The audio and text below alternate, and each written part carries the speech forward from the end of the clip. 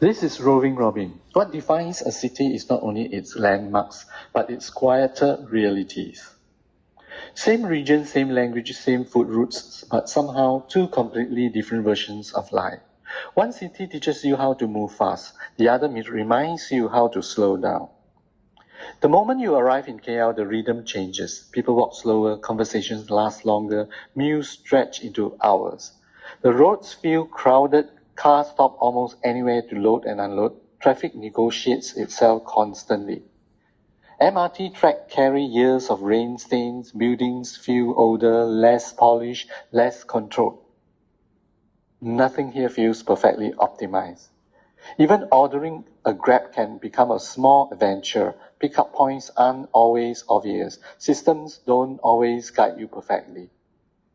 And strangely, people seem less angry about it.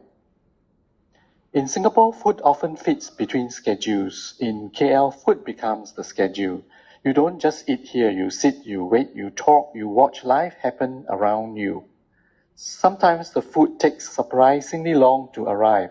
At first, it feels inefficient.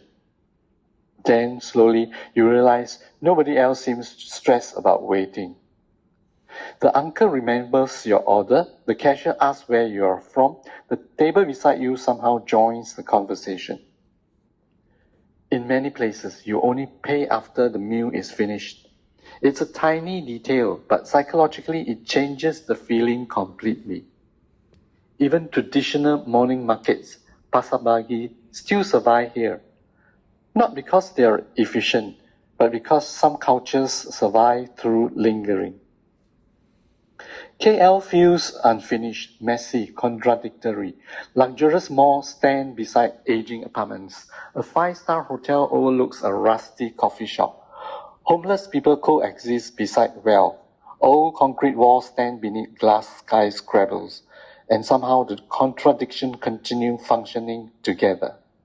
But maybe that unpredictability is also why the city feels alive. Color spills across walls. Murals appear in unexpected places. The city feels improvised. Not everything is polished. Not everything is efficient. Yet somehow life spills out everywhere.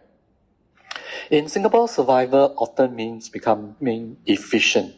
Faster replies, faster transport, faster decision. Even resting can start feeling unproductive. But in KL, people still seem to have emotional space. Grab drivers start conversations, hairdressers ask about your life, shop staff casually chat with customer. Not because they are trained to, but because life here seems to leave room for it. And behind the city, an invisible workforce keeps everything moving. Entire markets, restaurants, and night streets are powered by workers who came from somewhere else. Rules exist here too, but enforcement often feels softer, more negotiable. At one point, I accidentally stepped into the woman-only MRT coach and suddenly realized even neighboring cities quietly evolve different social systems. And after a while, something stranger happens. You start changing too. In Singapore, I checked time constantly. In KL, I stopped checking. A slower version of myself appears, one that doesn't feel guilty for sitting somewhere too long. One that wanders without destination, one that remembers what unstructured time feels like. Cities don't just shape skylines, they shape personalities. KL is not better than Singapore. Singapore is not wrong, but KL reminds you of something easy to forget. Life doesn't always need to be optimized to be meaningful.